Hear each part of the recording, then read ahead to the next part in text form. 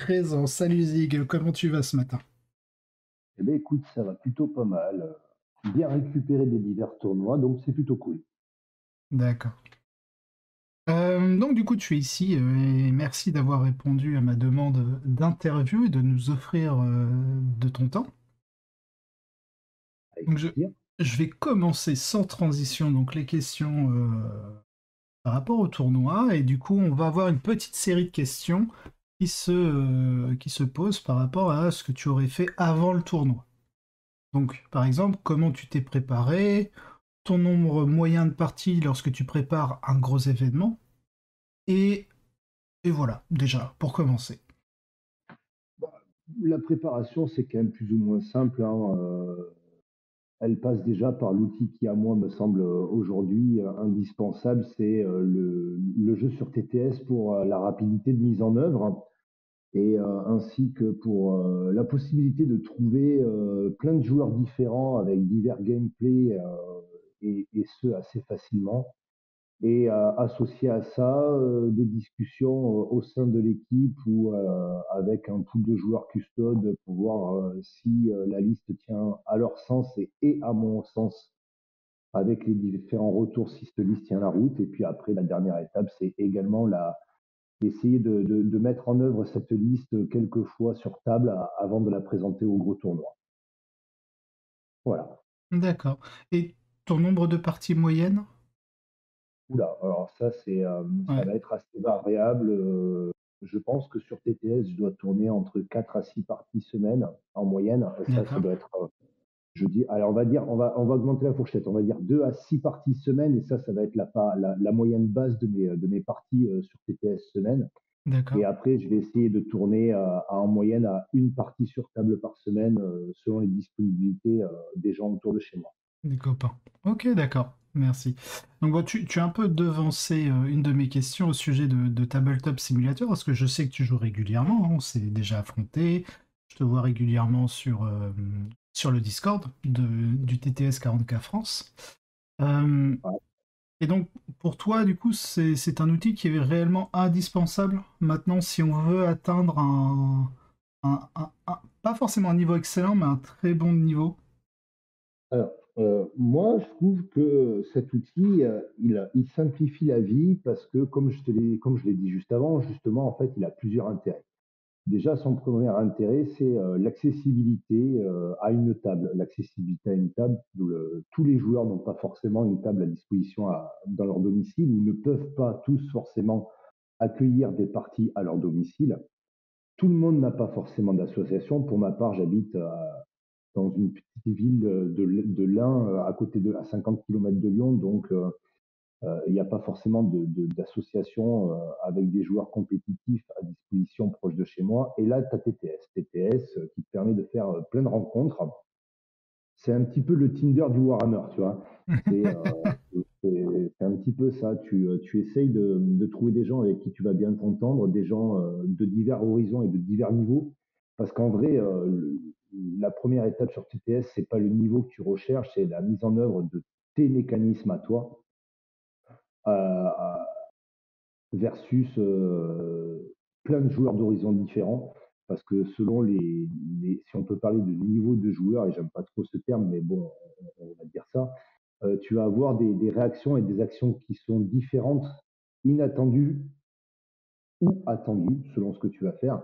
Et ça te permet en fait de mettre à l'épreuve la manière dont tu as planifié un game plan. Et en fait, c'est ça qui est super, c'est que comme tu vas te retrouver face à plein de joueurs différents, tu vas avoir des réactions auxquelles tu t'attends pas forcément. Et donc, du coup, ça peut mettre réellement ton game plan et ta liste à l'épreuve, et ça, c'est très intéressant. À côté de ça, la mise en œuvre. La mise en œuvre d'une partie, tout le monde doit déjà jouer sur table. Ça peut vite paraître fastidieux de monter une table, mettre les décors. Là, tu cliques sur trois boutons, ta table elle est mise en place, ta liste est prête, tu la poses, tu l'expliques et tu joues. Mais c'est surtout que je ne sais pas comment voient les choses les autres joueurs de TTS qui jouent également sur table. Mais en ce qui me concerne, en toute honnêteté, quand je passe de TTS à une table, je trouve que sur table, c'est beaucoup plus simple de jouer et c'est beaucoup plus visible. Mhm. La, la zénitale, ce qu'on pourrait appeler cette caméra zénitale que t'offre TTS, à force de jouer sur TTS, tu peux très bien la transposer sur une vraie table. Et au niveau du champ des possibles, moi je trouve ça du coup beaucoup plus simple de jouer dans la réalité. D'accord. Je trouve que c'est plus simple, vraiment, vraiment plus simple. Et en Donc, fait, tout apparaît comme une évidence sur table. mm. Du Voilà. coup, TTS, très très bon outil pour se préparer. Ah, moi Ah, je pense que oui. Et pourtant, ça fait que 1 an que je joue sur mm. TTS. Je voulais pas y aller à la base. Je faisais partie de ce pool de gens réfractaires à cet outil. Mais en fait, bah, ça m'a permis de passer d'il y a 1 an où je faisais une partie par mois sur table à cette somme de parties mensuelle que je fais, qui est juste, bah, quand je peux, ahurissante. Il y a peut-être des Mm. mois où je monte à plus de 20-25 parties sur TTS, alors qu'avant, je faisais une partie tout court. Donc forcément, bah, tu veux être bon au jogging, tu cours, quoi. C'est ça. Et Voilà. mais justement, Aimé faisait partie de ces personnes qui en tout cas avaient un a priori sur TTS. Et surtout, elle nous expliquait qu'elle avait peur que cela remplace le jeu en réel. Vas-y, répète, j'ai pas compris, Ah. excuse-moi. Aimé avait surtout peur que TTS en fait remplace le jeu en réel, Ah c'est-à-dire avec non, une vraie table, etc. non, je pense que ça arrivera pas parce que je pense que quand tu joues au jeu de figurines, tu joues sur TTS. Tu joues pas sur TTS pour jouer à un jeu vidéo. Tu fais un entraînement en fait. C'est ça. Le jeu de figurines, pour donner un ordre d'idée, hein, on m'appelle le vieux. Pourquoi? Bah, parce que moi j'ai 45 piges et je joue au jeu de figurines. J'ai découvert les jeux de figurines, j'avais 12 ans. Mm. J'ai découvert TTS, j'avais 44 ans. Donc je peux t'assurer que c'est pas TTS qui va m'effacer le plaisir de pousser des petits chevaux en jetant des dés, hein. C'est ça. Donc ça arrivera jamais. Et puis le jeu, au-delà du jeu de figurines, tu joues aussi à ce jeu-là parce qu'il y a un échange qui se fait entre l'humain quand tu joues. Et cet échange humain, ben, en fait, il est un peu masqué sur TTS. Alors que quand tu joues dans la vraie vie, tu as les expressions corporelles de l'autre. On est un petit C'est peu ça. dans un jeu de poker où tu as une lecture aussi. Tu as une lecture de la table et tu as une lecture de l'autre qui se fait. Et c'est assez intéressant. Et c'est ce qui fait que l'ensemble, à mon humble avis, ne remplacera jamais le jeu de figurines. Et puis en plus, quand tu joues aux figurines, tu collectionnes. Tu es content d'avoir tes petites figurines. Là, sur TTS, tu peux tout avoir, donc tu n'as rien qui t'appartient. Et on C'est a ça. tous ce côté sentimental à la figurine de je l'ai acheté, je l'ai monté, je l'ai peinte, je la joue. Donc, non, non, à mon sens, ça remplacera pas. C'est pas Ouais. possible. Et je rajouterais même, sans forcément parler de Warhammer 40 000, mais je suis aussi un joueur de jeux de plateau. Et ça arrive en fait que des concepteurs de jeux de plateau fassent en fait une espèce de preview sur Tabletop Simulator afin de tester les bases de leur jeu de rôle. Enfin, pas de leur jeu de rôle, de leur jeu de plateau. Et en fait, ça m'est arrivé plusieurs fois de tester un jeu de plateau avec des amis via Simulator. Et derrière se dire, bah, en fait, le jeu il est trop bien, on va le prendre. Ah oui, parce qu'au final, t'aimes cette espèce de rassemblement que crée la C'est ça. figurine pour jouer en physique et en réel, quoi. Rien ne vaut ça. Tu vois, nous, sur TTS, avec le TTS et le Discord, quand tu prends, par exemple, la team Cuir Moustache, on est tous contents de se parler de la journée.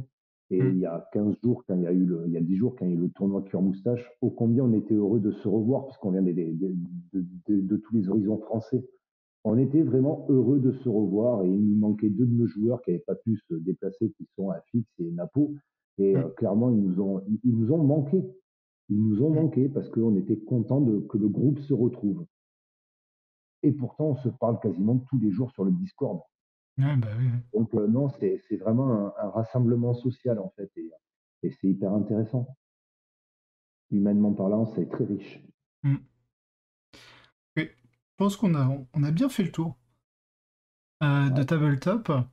On va se diriger un peu plus vers ta liste parce que par rapport à la liste que tu jouais durant la Med Cup, on a pu observer quand même certaines modifications sur ta liste. On ne retrouve plus de Vexillus, Praetor, et tu joues un Alarus de moins, Mais tu as pu intégrer en fait 2 motos supplémentaires pour avoir un pack de 6. Et ce qui était intéressant, justement, on en avait parlé à ce moment-là quand on regardait les listes, c'est que tu as apporté en fait des bolters Hurricane pour donner de la saturation à ton armée. Que- Qu'est-ce que tu recherchais en intégrant ces 2 motos en bolter Hurricane par rapport au match-up que tu visais? Pourquoi du coup pourquoi tu les as intégrés à ta Alors, liste? suite à la Med Cup, le bilan qui a été fait de la liste était évidemment que les 3 packs de motos, étaient extrêmement positifs pour l'option, le panel d'options de jeu ou de déplacement qu'ils apportaient. Les Alarus étaient très bons aussi et puis ce Vexillus qui m'a apporté une plus une attaque, parce que moi je la jouais à la Med Cup en plus une attaque en bulle, Mhm. elle a été extrêmement situationnelle. Ça représentait, entre 110 et 120 points, je ne sais plus exactement combien. Oui. Et en fait, le calcul a été simple, hein, en retirant ce Vexilla et en retirant de l'Alarus, ben, j'arrivais à rentrer 3 motos en plus parce que c'était 2 Alarus, une Vexilla que j'ai retiré. Et ces 3 motos, ben, j'allais dépasser les 2000 points, donc décidé d'en passer 2 en Hurricane parce qu'en fait, le fait d'avoir 2 motos Hurricane dans ce pack de 6 te donne un vrai choix de jeu. C'est-à-dire que si en face de toi, tu as une armée d'élite multi-PV avec une grosse armure, quand dans ton pack tu vas avoir des morts, tu vas pouvoir considérer que tes 2 motos Hurricane sont tes 2 motos tampons. Et que ces deux motos sur les et que sur ces 2 motos-là, dans ce match-up-là, tu n'as pas de nécessité à défendre. Quand je dis de nécessité à défendre, c'est de nécessité à dépenser les points de commandement pour défendre ce pack. Donc ça fait que ton pack de 4, enfin de 6, que tout le monde pensait qu'il allait coûter excessivement cher à la défense, comme tu pars sur le principe, au moment où tu poses les fixes sur table, que tu as des motos tampons, eh bien en fait tu n'as pas besoin de défendre sur les premières attaques. Et tu commences à défendre quand tu retombes sur un pack de 3. Donc en fait, tu te retrouves sur les armées d'élite ou sur les armées grosse endurance, beaucoup de points de vie sur les figurines, à avoir 2 motos tampons. Et à contrario, quand tu tombes sur du culte Gene Stealer, quand tu tombes sur du Drukhari avec 1 million de Vrax, bah, tu considères que ton tampon dans ce pack de 6, ça va être des salvos, tout simplement. D'accord. Par contre, si le gars il n'est pas capable de gérer ce pack de 6 à l'impact de la charge, Mhm. son impact il est insane. C'est 30 patates. C'est C'est un ça. pack qui t'envoie 30 patates dont 24 à PR-3, quoi. Donc, Mhm. et qui en général blesseront sur du 2 à 80% du temps. Donc c'est excessivement fort, l'impact est excessivement violent. Voilà. Ok, très bien. On va passer donc du coup au tournoi en soi. Ouais, À la première ronde, donc tu rencontres le joueur Undead, oui. jouant donc Écoute, les Tyrannides. Vous finissez avec un résultat de 19 à 1 en ta faveur. Bien que ton armée oui, en fait soit équipée de nombreuses armes à dégâts 2, on pourrait s'imaginer que la liste Crusher Stumped du dégâts -1, bah, théoriquement, entre guillemets, réduit une partie de ta létalité. c'est le Donc, cas. c'est ça. Donc, qu'est-ce qui a fait que tu as su en fait dominer quelque part ce match? Alors déjà sur ce parti, je connais le joueur puisque justement une semaine avant, j'ai joué avec lui au tournoi des Cœurs Moustaches et on était déjà tombé en match sur le tournoi solo où je jouais des custodes en Port Chosen et lui il jouait à une liste extrêmement similaire à celle qu'il présentait là. Mhm. Et on avait déjà passé une excellente partie, donc tu vois, le tournoi commence, je tombe contre lui. Donc déjà, ce qui est super positif, c'est que je sais que je vais passer une bonne partie. Ouais, Donc ça, c'est plutôt cool. Alors, il joue forcément ses Gronides, hein, donc de mémoire, un Dima, 2 Hiérodules, un Swarm, un Prince Scellé, des Hives c'est et ça. des Guerriers.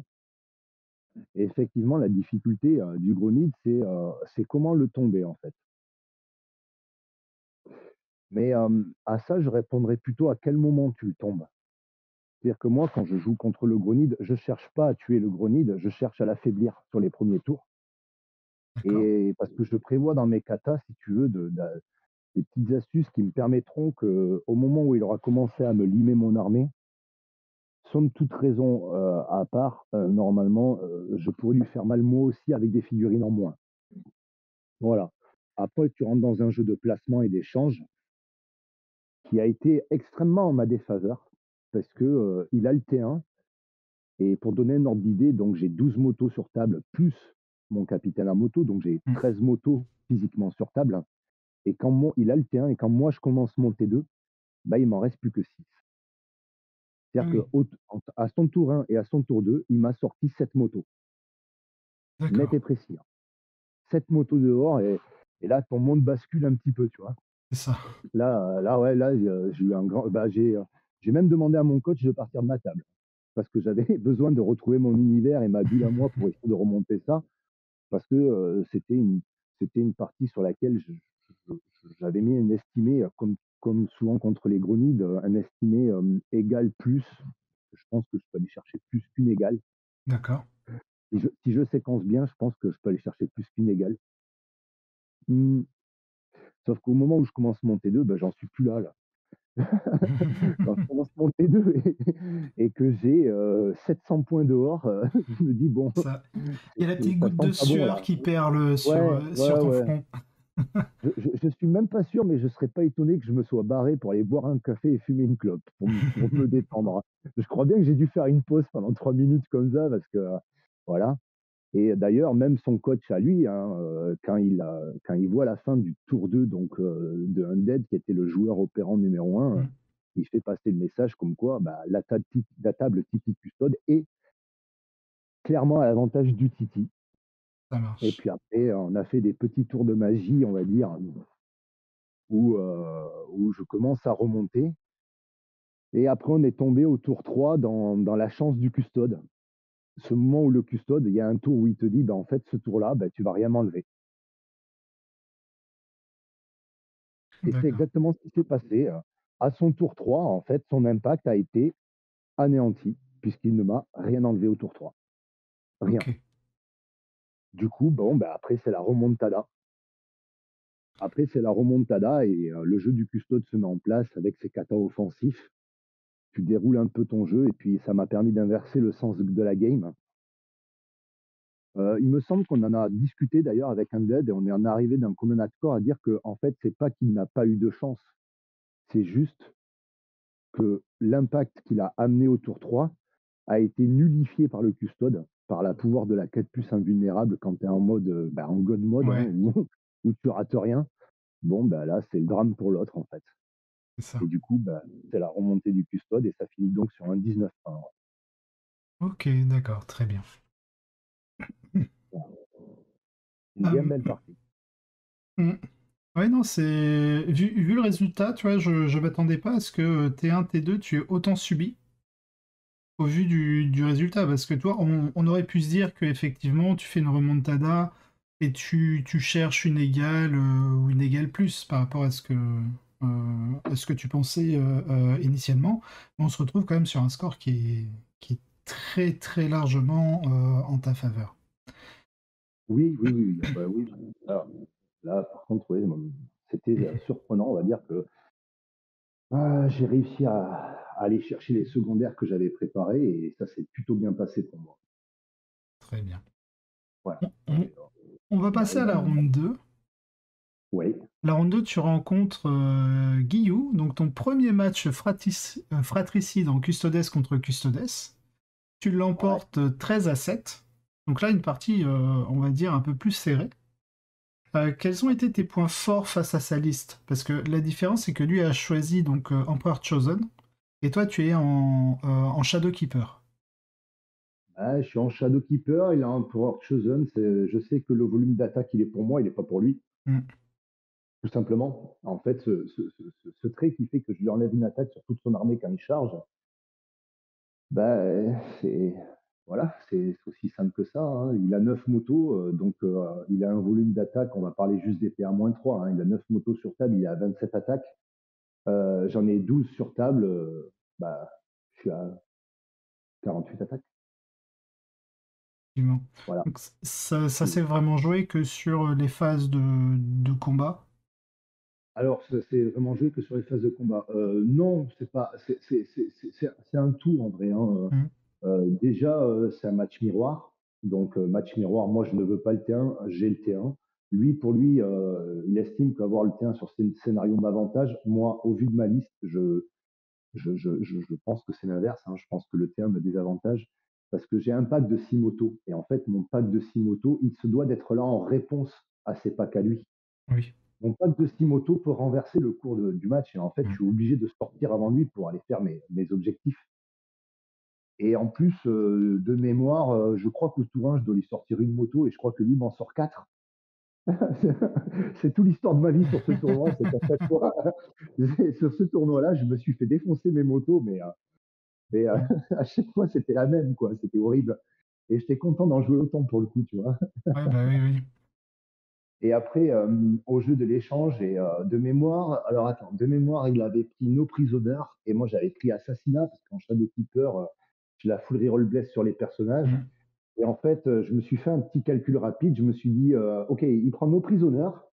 Donc, quand il arrive au palier des 30 points de vie, il faut que j'ai tué un personnage. Pourquoi? Bah, parce que 30 points de vie, 3 points, moi, un personnage, 3 points sec. C'est ça.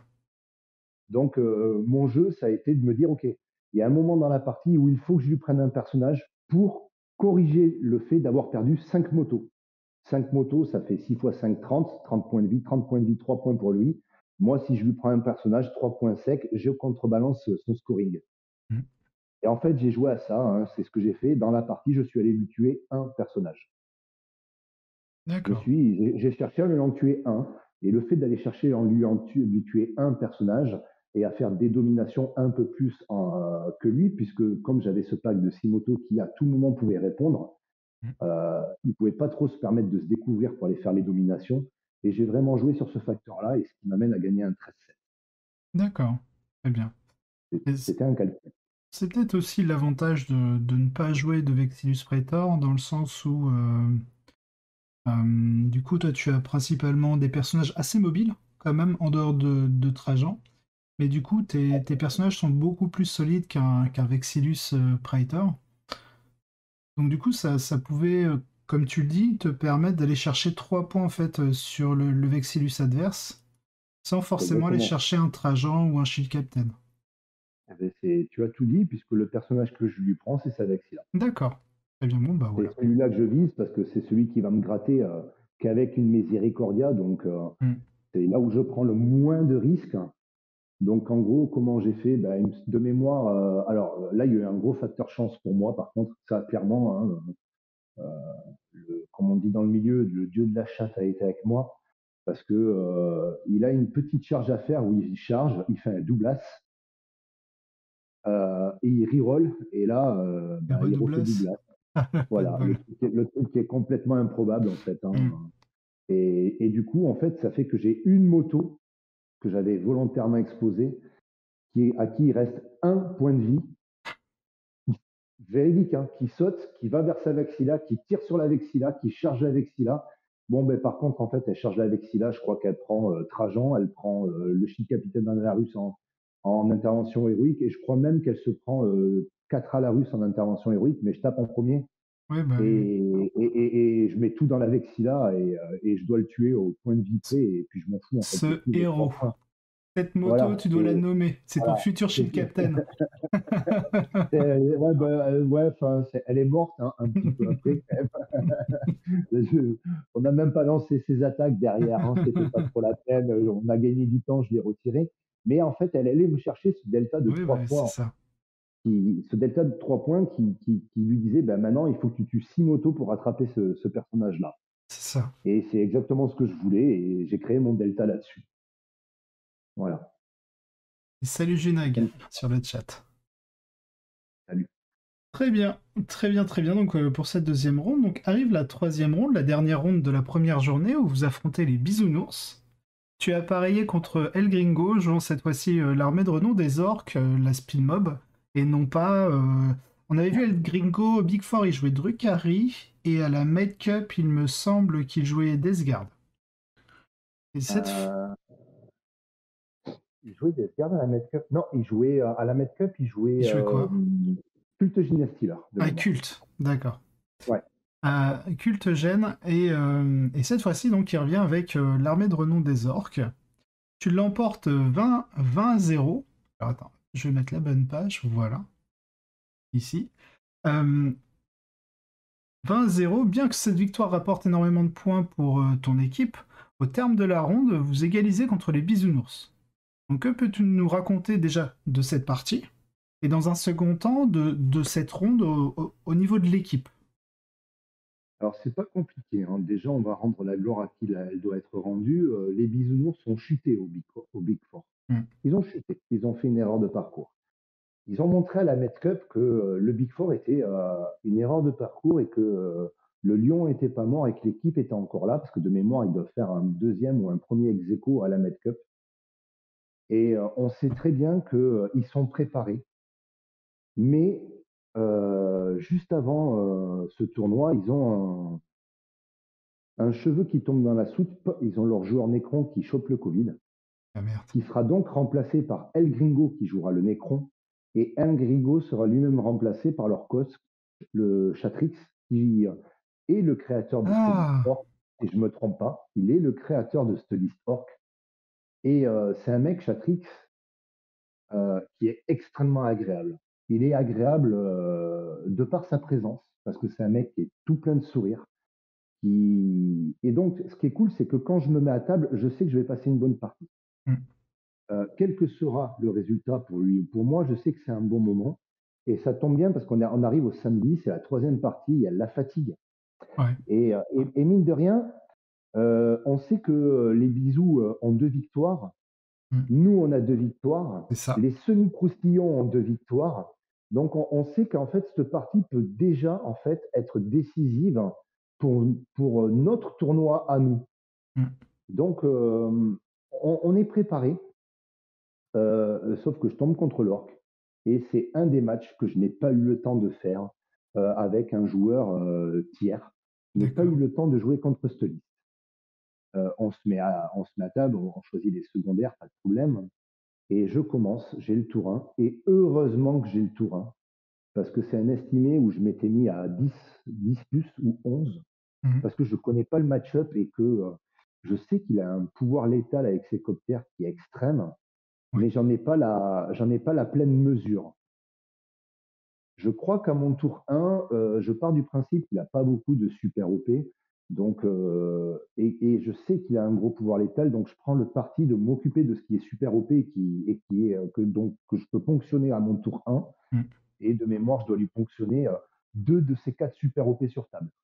Ouais. Sachant que les super Et OP, les Warbikers le sont hein, voilà, c'est ça. pour la C'est les speed mob. Warbikers. Voilà, c'est les 3 unités de Warbiker et un boss à moto qui est Oui. super OP. Hmm. Et donc, j'arrive à ponctionner 2 des 4 super OP. Je tire dans des cooptages, je crois que je fais chou blanc, je dois en shooter un ou deux.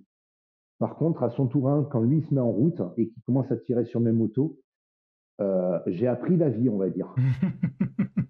J'ai vraiment appris la vie parce que je crois, je crois qu'il m'enlève en un tour, alors que j'ai le T1, hein, je crois qu'il m'enlève 5 motos.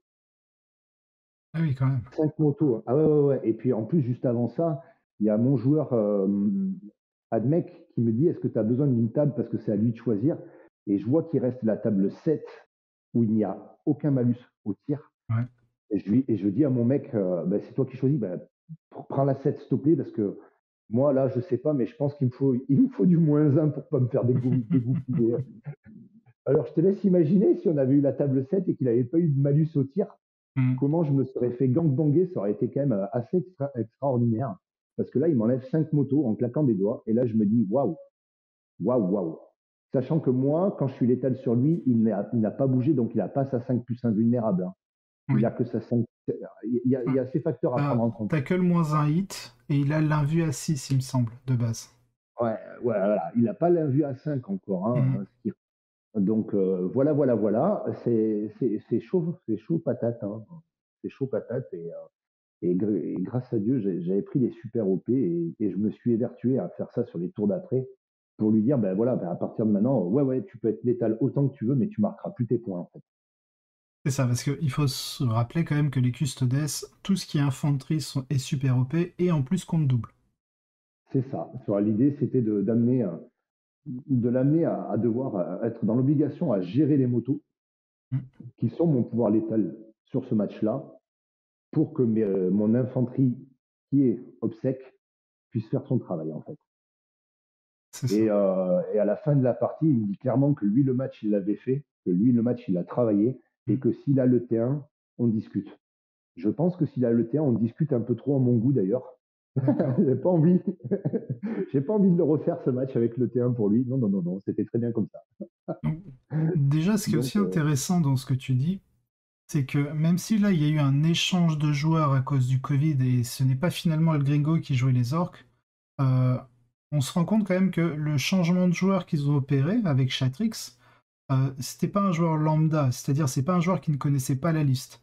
Parce que tu nous dis qu'il connaissait le match-up, donc il savait jouer ah oui, ses orques. Parce qu'on pourrait se dire, oui, voilà, il a mis 20-0, parce qu'ils ont fait un changement de joueur, alors que là, c'est clairement pas le cas.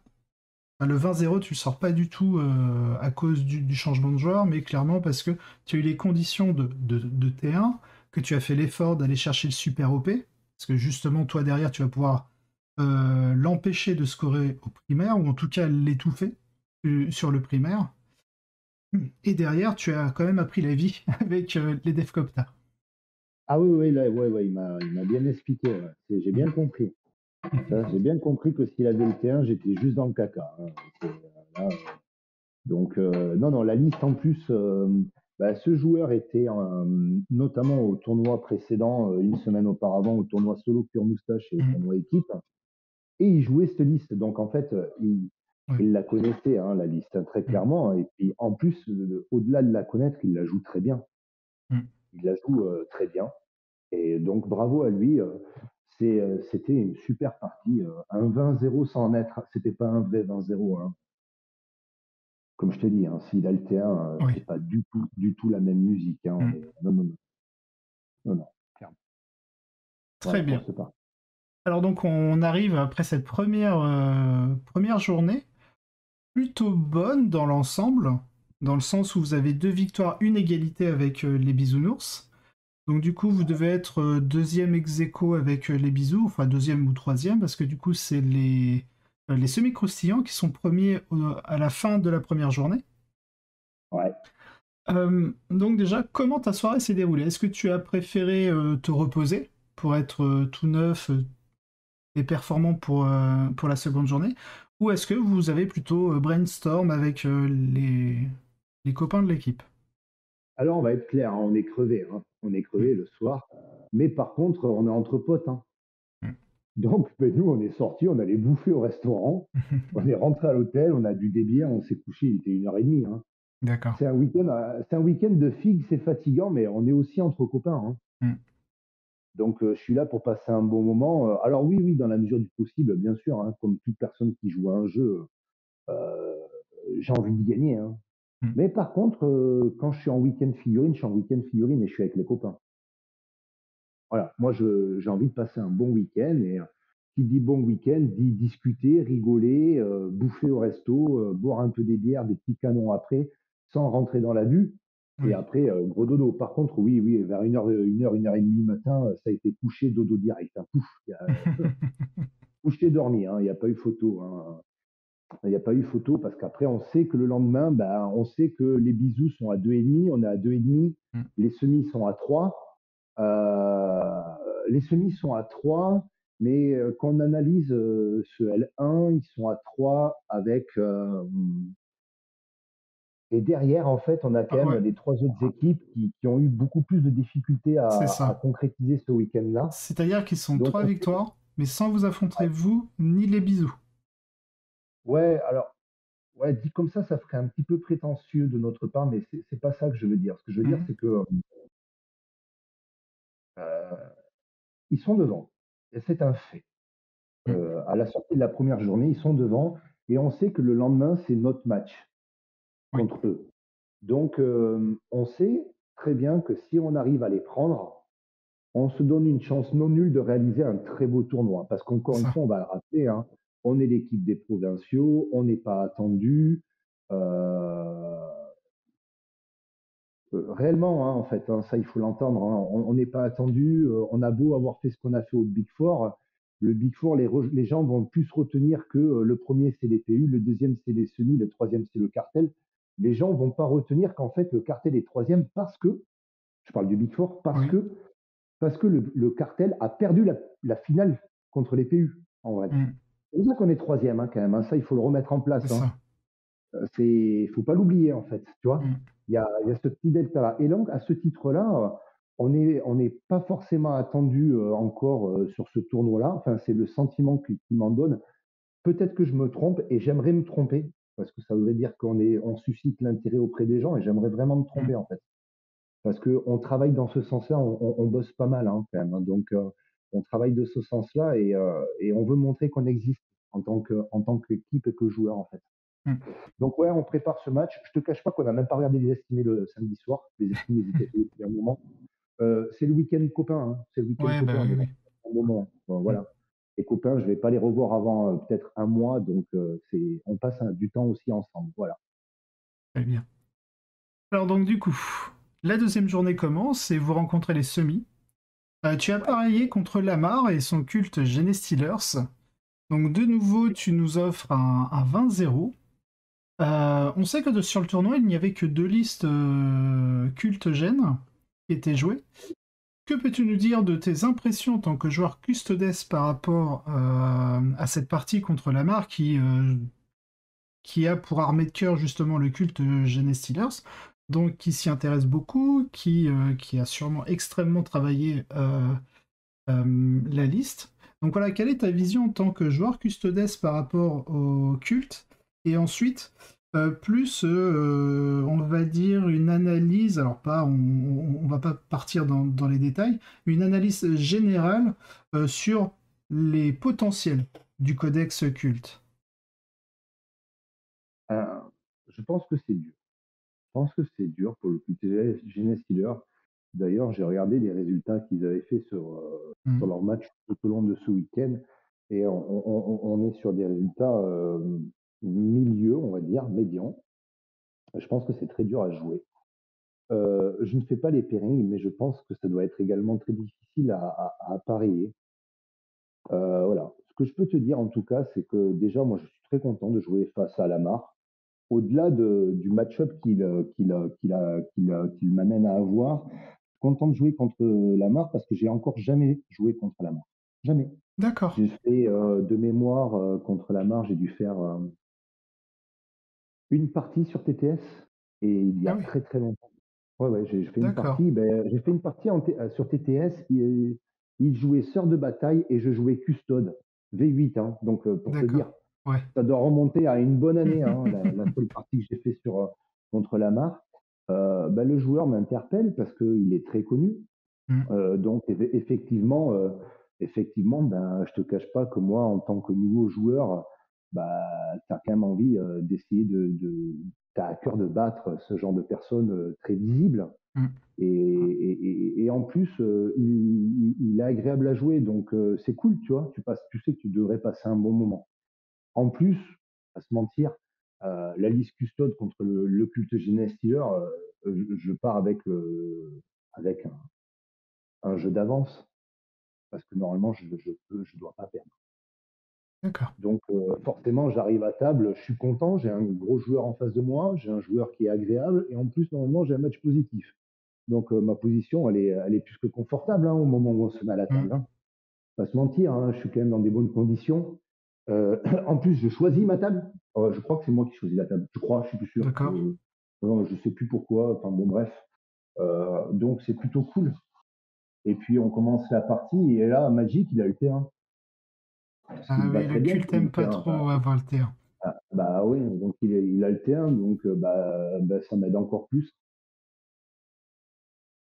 Oui, pour rappel, Donc, pour les personnes qui regarderont la rediffusion de l'interview, le culte Gene Steelers avec ses bips, en fait, si jamais il commence à jouer, il les révèle, je crois, au début de sa phase de mouvement. oui, Alors que au s'il début. est deuxième joueur, c'est à la fin de la phase de mouvement adverse. Ah ouais, mais donc c'est plutôt cool pour moi, tu vois, qu'il ait le terrain. donc ça se passe bien.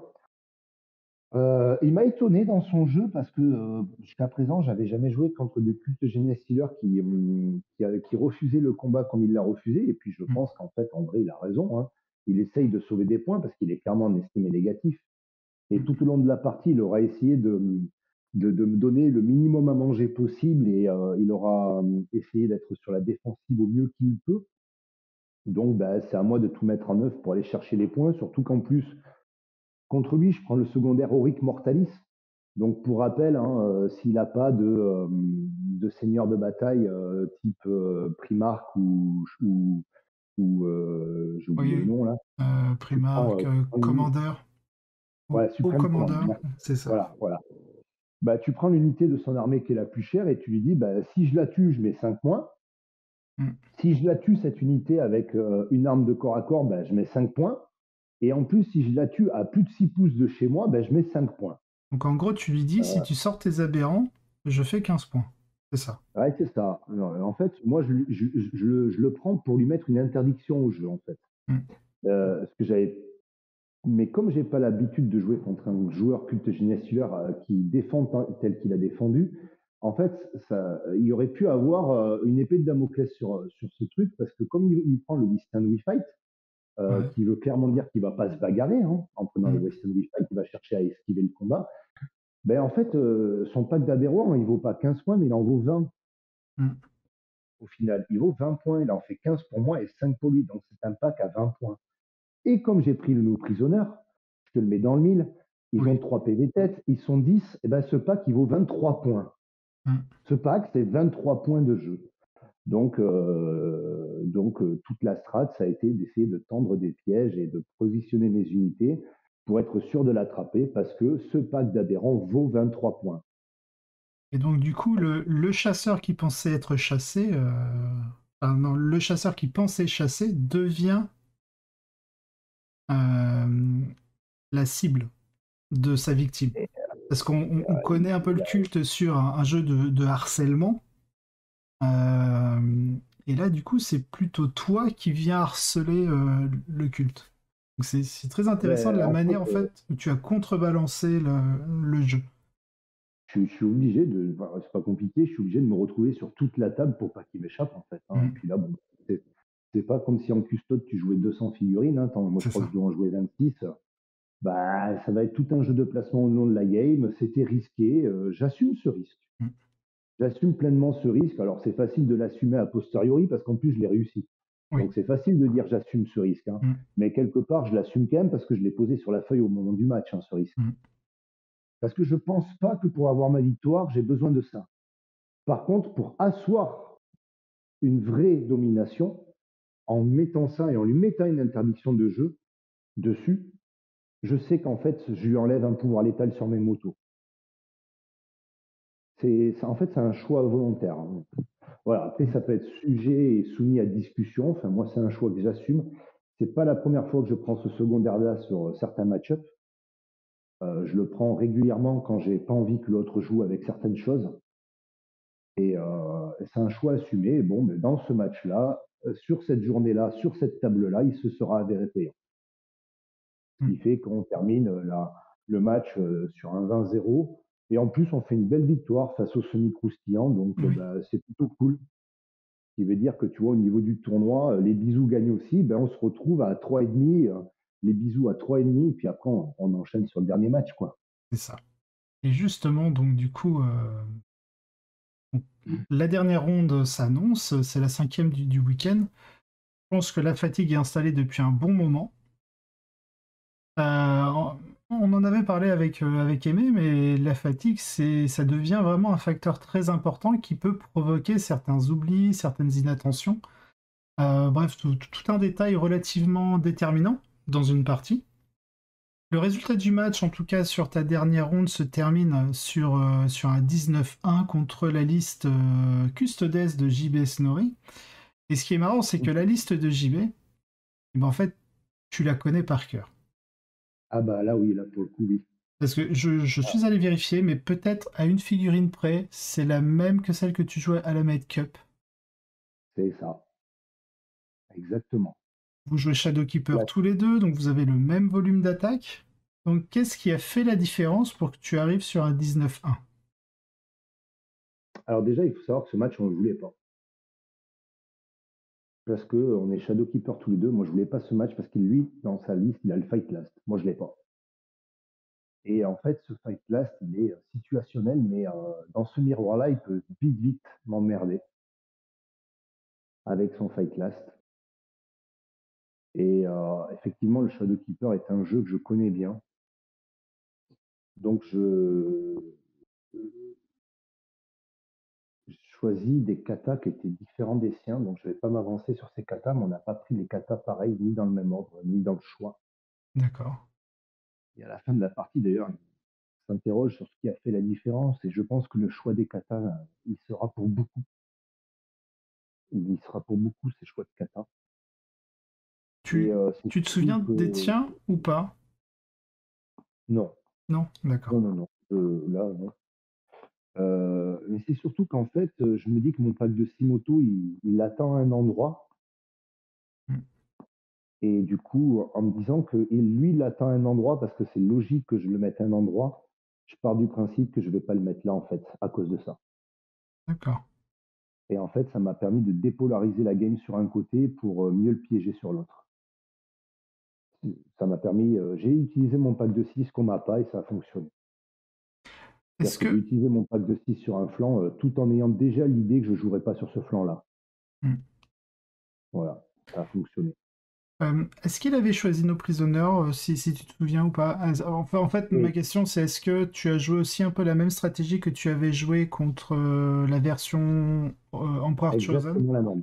D'accord. Lui, moi je prends assassinat, bannière. Mm. Je prends assassinat, bannière, domination et lui il prend domination, nos prisonneurs et bannière. D'accord. Sauf que sur lui, bah, je suis allé chercher 9 points de personnage. Ah oui. 10. Je lui ai pris 10 points de personnage. Mm. Donc, tu as tué les trois personnages plus Trajan, seigneur de guerre. Et le seul personnage que je lui tue pas, c'est sur mec sur Motojet. Mm. Je lui tue la plaque, je lui tue la Vexilla et je lui tue Trajan. Ce qui fait qu'en contrepartie, lui, il est obligé de te tuer complètement, en fait, pour pouvoir faire ses Et, points de nos prisonneurs et rattraper les 10 points de personnage. voilà. Mm. S'il veut ramener à égalité, en fait, il faut qu'il me table rase, ce qui est juste pas Ouais. possible. Voilà, ce qui n'est pas possible. Les bannières, je prends l'ascendant sur les bannières. Et de mémoire, les dominations, j'en rate une. Bah, j'ai une charge à 7 pour réaliser ma dernière domination. Ma première, je la fais.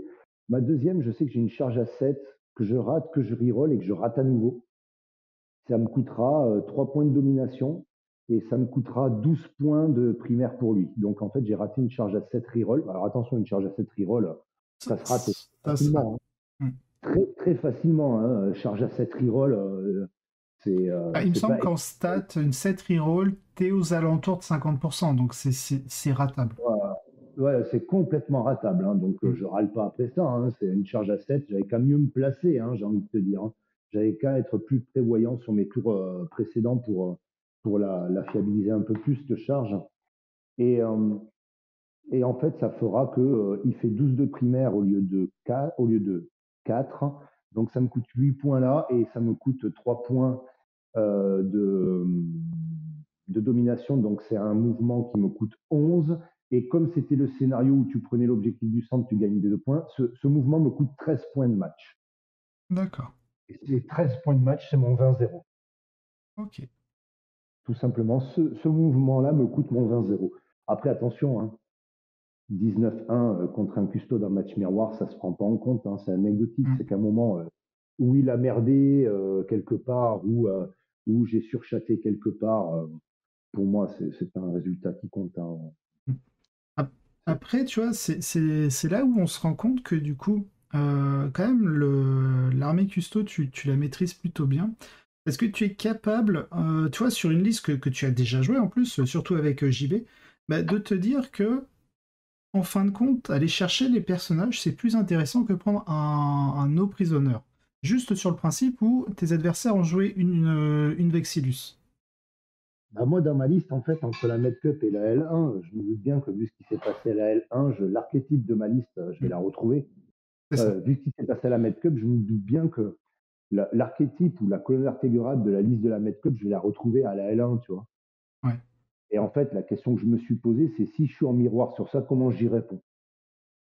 C'est une question, c'est vraiment une question qu'on s'est posée avec mon équipe. C'est comment on répond à cette liste. Alors après, je ne vais pas tout dévoiler parce qu'on a trouvé comment Oui, y répondre, hein, bien très sûr. clairement, hein, on a trouvé comment y répondre. Et puis, je te cache pas que là, je suis en train de me poser la question de comment je réponds à ma liste de la L1. C'est tout l'objet du travail que je commence dès aujourd'hui, c'est Arrivé un OK, moment, tu bon, vas atteindre un certain cap et non mais c'est intéressant de voir un peu aussi le fonctionnement, la mécanique que vous avez. et ben non, c'est comment on répond à la liste qui a tourné à la L1, quoi. Mm. Voilà. Bon, après, il arrive un moment, je pense qu'il n'y aura pas de réponse, hein. Ça sera les autres codex qui vont y répondre, hein. C'est ça.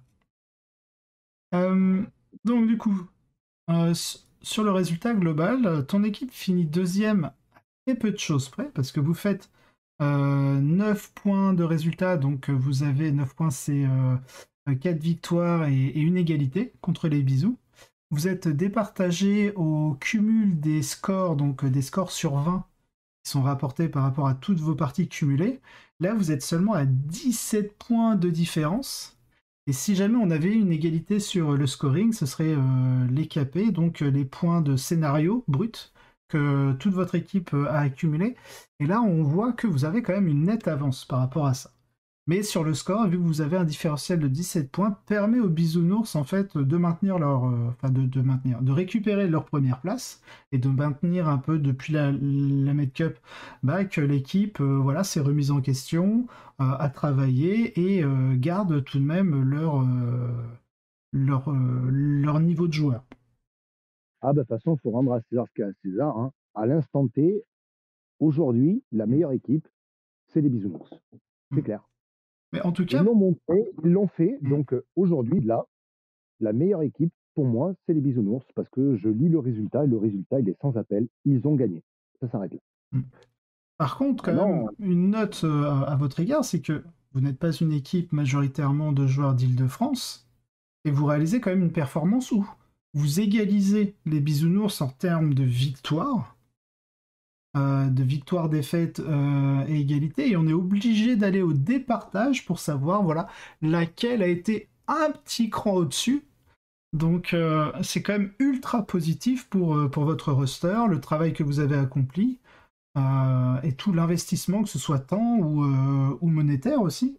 Parce que bah, aller sur Paris, ça coûte plus cher à un provincial que quelqu'un qui habite directement sur Paris. ah Donc, bah, enfin voilà, félicitations aussi au cartel quand même. bah, merci de le dire parce que c'est vrai, hein, nous, il faut quand même se rendre compte que pour gagner en visibilité, on a dû monter à Paris pour le Big Four. Mm, On est descendu à Marseille ou dans le sud pour la Med Cup. On remonte à Paris pour la L1 et il me semble que le match retour de la L1 se fait vers Clermont-Ferrand. Donc, il faut savoir que nous, on ne joue jamais chez nous. De toute façon, c'est c'est ça. pas compliqué, on n'a pas de salle. C'est pas compliqué, on n'a pas de salle. C'est que dans tous les cas, on est farci. Mm, Maintenant, tu vois, moi, ce que je dirais sur la fin du tournoi, c'est que sans appel, les bisous sont premiers. Et ça, ils se le sont gagnés, les mecs se le sont gagnés et bravo à eux. Euh, Écoute, on va partir du principe qu'on a montré des belles choses. Ça reste à nous de continuer à prouver qu'on est capable. Et c'est tout l'enjeu de notre travail à venir pour le prochain gros tournoi de match retour de la F1. mm, Tout l'enjeu, il est de montrer qu'on est capable de continuer à confirmer ce que fait le cartel depuis des années au final, hein.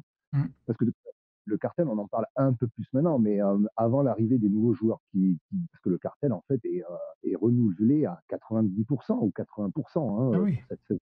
Faut pas se mentir, hein. Du cartel qui avait pu être connu avant, il reste deux joueurs emblématiques qui sont Sven, le capitaine, et Tid, qui sont d'accord. les joueurs de Racing Cartel, mais tu prends l'ensemble des autres joueurs, sont des nouveaux opérants cartel. Mm, Ça reste à nous de confirmer. Là où je suis content, c'est que ça permet à Sven de montrer que, bah, écoute, après tout, il y a plein de joueurs en France. c'est Il y a ça. plein de joueurs en France et que des associations de joueurs, c'est complètement possible. Mmh.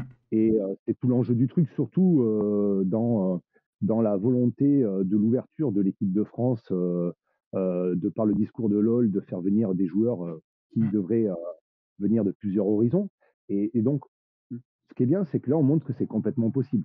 C'est ça. Tu avais quand même un Lillois, un Parisien, un mec, de Chambéry, 2 Lyonnais, 2 mecs de l'Ain, un mec de Marseille. Voilà, ça c'est l'équipe du Cartel qui était à l'Ain. Donc en fait, en vrai, il y en a qu'un qui est à Paris, hein.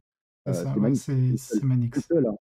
C'est le seul qui est du coin. Après, on est tous d'horizons, complètement, éclatés et donc on en revient également à TTS au final. C'est ça. Comment tu entraînes une équipe comme ça, en fait? Et ben, en fait, cette équipe, tu la découvres et tu l'entraînes, grâce à TTS, tu vois? Grâce au Discord, grâce au réseau qu'on a su tisser avec, et je les remercie aussi, hein, au cours de cette interview, bah, l'ensemble des cuir moustaches, l'ensemble des joueurs de l'équipe qui s'appelle les Wargamers, qui sont de Bordeaux, avec qui on travaille beaucoup, on est main dans la main, on travaille beaucoup, on échange beaucoup, on discute beaucoup, on parle beaucoup, on traîne beaucoup. Et en fait, c'est ce tout qui nous a amené à ce résultat-là. C'est pas que le cartel qui a fait le résultat, en fait. C'est C'est ça. ça qu'il faut C'est toute dire. une Ce équipe résultat, derrière, en fait. voilà, ce résultat, en fait, c'est une mutualisation. Mmh. C'est vraiment une mutualisation des résultats de tout le monde. Et c'est là où ça gagne tout son sens. C'est que si le résultat il est là, c'est parce qu'il y a eu cette mutualisation. Et c'est ça qui est intéressant à voir. Et D'accord. ce résultat n'est pas le résultat de 8 joueurs, c'est le résultat d'une vingtaine de joueurs en vrai. Mmh. Et c'est ça qui est super. Tu vois, quand on parlait de communauté, quand on parlait de tout ça juste avant, eh ben, ce que je te dis, en fait, c'est exactement ça. C'est qu'en fait, ce résultat est juste une mutualisation des efforts et du travail de plein de personnes distinctes et variées. Mmh. Et, Et c'est ça. ah mince. Ah, j'ai perdu mon idée. Bon, bref, c'est Tu vas pas la grave. retrouver. Euh, donc ouais, donc c'est une mutualisation donc de plusieurs équipes, de plusieurs personnes. Et quelque part, indirectement, si je devais lancer un peu un caillou dans une mare, est-ce que le cartel de Trolls serait pas ce qui représente le plus une équipe de France? C'est-à-dire que vu que vous venez d'horizons différentes, que vous êtes les pas les premiers, mais en tout cas vous êtes dans cette mouvance où on va chercher des joueurs de tout horizon, ce qui permet aussi indirectement d'avoir différentes visions de jeu, différentes méta sur le territoire français.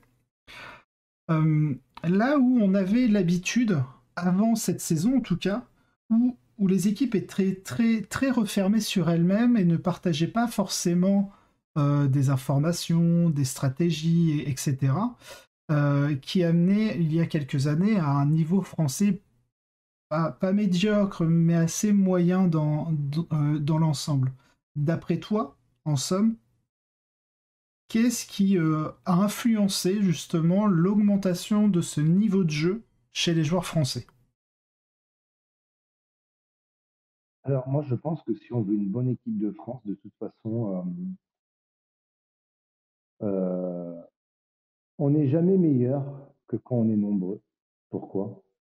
Parce que quand tu échanges, j'ai bien dit quand tu échanges, Mm. c'est-à-dire qu'il faut accepter la critique, il faut la comprendre et il faut l'entendre. Euh, Ça te tirera forcément vers le haut.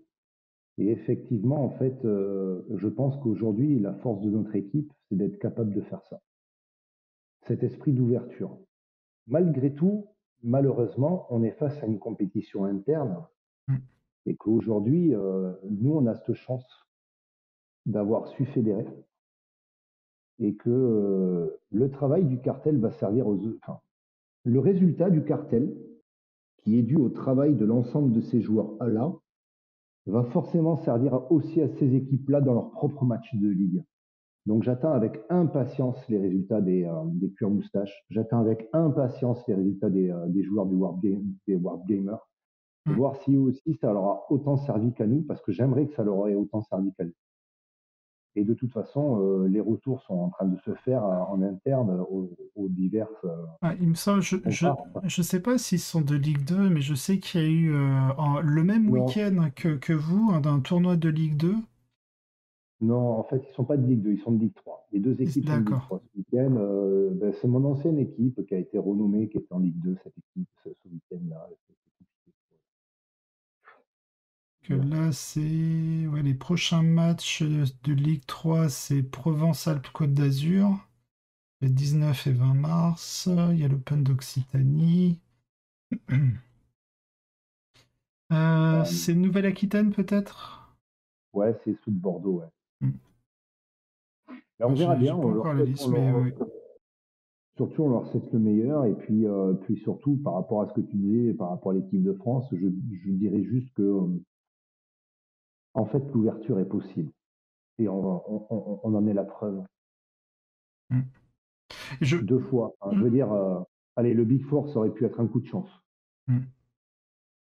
Là, Là, non, là, on n'est plus du tout on a dans le coup de fait. chance. Les bisounours sont repris du poil de la bête. Les Voilà, semis qui là, je avaient pense fini que. dernier quand même au Big Four, là, se placent correctement, on va dire, si on compare Non, au Big Four. les semis avaient Ils fini sont... deuxième. C'est les Bisounours qui avaient fini dernier. Ah, c'était les bisous, c'est vrai.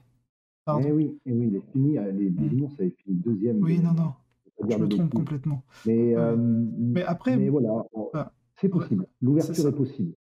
L'ouverture et la construction est possible. Hmm. Vraiment. Après, il faut juste que Après, tout le monde le veuille bien. faudrait aussi que le circuit, on va dire, de sélection ne tarde pas trop, dans le sens où, une fois que LoL aura sélectionné ses joueurs pour l'équipe de France, il y aura tout un travail derrière à faire. Et je suis sûr qu'il y aura toute la communauté compétitive derrière pour aider et mettre en place cette équipe de France. Le véritable ennemi, on va dire, de cette équipe de France, ça va être le temps. Le temps et peut-être aussi la pénurie de tournois en équipe. Il n'y en a pas beaucoup. Mm, Il n'y en a pas beaucoup en fait. Hein. Il n'a pas réellement beaucoup d'occasions de présenter des teams sélections parce que je pense que ce qui va vraiment être compliqué pour lui, c'est de choisir les joueurs, les codex. Et après, il y a un truc qui sera hyper essentiel, c'est ce team spirit du bien vivre ensemble. c'est ça. Il faut qu'il arrive à réunir des joueurs Qui qui auront ce s'entendent. bien vivre ensemble. Ouais, ça va être hyper important, ce bien vivre ensemble. Mm, Tu as bien écouté ce que j'ai dit. Moi, je t'ai dit qu'avant tout, j'ai passé un week-end entre potes en vrai. c'est ça. Avec ce côté compétitif. Hein. Je suis Mm. pas monté pour perdre, hein. Je t'ai pas monté pour enfiler des perles. Et, je dépense pas 400 balles dans un week-end et je laisse pas ma femme et mes gosses pour aller perdre. Hein. J'y vais, C'est ça. je monte pour gagner, mais je monte aussi pour passer un week-end entre potes. Et voilà. Donc, ben, écoute, je pense que le prochain épisode, c'est la prochaine, les prochains tournois en équipe où LoL présentera, je ne m'en doute pas, une team sélection. Mm. Voilà, donc ça, c'est plutôt cool, quoi. J'ai cru entendre Aimé dire que LoL lui avait proposé, Ouais. si je ne me trompe pas, hier. Écoute, moi, il m'a demandé si j'étais disponible également. Donc, ça me fait très plaisir. Ah, Ça c'est montre cool qu'il ça. il est à l'ouverture Ouais, de oui, tout ça. puis il voit aussi ton parcours, hein, ton parcours, franchement, avec le Codex Custodes. Bon, même si d'un côté, à l'heure actuelle, le Codex, j'ai du mal, le Codex Custodes fait partie quand même des très bons codex actuels, hein, parce qu'il y a énormément d'outils pour pouvoir Oui. gérer différentes situations. Et voilà, et il voit ton parcours, il voit tes résultats. Et je pense qu'il doit regarder aussi peut-être quelques interviews que tu fais pour avoir tes retours, voire même carrément Oui, oui. discuter avec toi. Enfin, je l'imagine. Euh, Non, même pas non? en vrai. Hein. Non, non, D'accord. même pas. L'idée, c'est, voilà, moi ce que je dirais à ce que tu viens de dire, c'est effectivement, j'ai un excellent codex, hein, faut rendre à César ce qui est à César. Mm. Hein. Le codex est excellent. Et après, par contre, je me défendrai en disant que même avant ce codex-là, je pense que j'avais des résultats qui n'étaient pas déconnants avec un Ah oui, codex oui, qui était oui. déjà monté. Bah, déjà au Et Big Four, t'avais pas démérité, hein, franchement. ah non, non, j'étais en full sœur au Mm. Big Four et bien battu avec un truc qui était pas forcément. C'est ça, et tout le monde était même étonné. Tu jouais cœur valeureux de mémoire, Ouais, alors que, on va dire, l'ensemble des listes jouait sur un détachement sueur d'argent à l'époque et rose et sanglante. Bloody Rose. Ouais, voilà, c'est Exactement. ça. Et Donc, voilà, moi j'essaie j'ai à cœur d'essayer de sortir un jeu que n'ont pas les autres, c'est ce que j'aime bien. J'ai à cœur de jamais jouer la même liste, j'aime bien changer, parce que hmm, quel que soit le codex, en fait, je trouve qu'on a toujours mieux à faire que ce que m'a déjà présenté. Chaque tournoi et chaque match est là pour faire évoluer une liste. Et puis en vrai, hein, je m'ennuierais à jouer toujours la même chose. ouais. Voilà. En fait, je me ferais juste chier, quoi. Donc, voilà. Après, quand j'ai une liste que je sais que je vais amener en tournoi, par contre, c'est sûr, je les sors, hein. Je les sors, j'essaie de lui faire plein de match-ups différents et plein de gameplay différents pour aller chercher ce qui me semble le plus judicieux à l'instant T. Mais bon, voilà. En- De toute façon, comme je t'ai dit avant, je suis déjà au travail sur une nouvelle liste que je vais déjà commencer à tester dès cet après-midi. D'accord.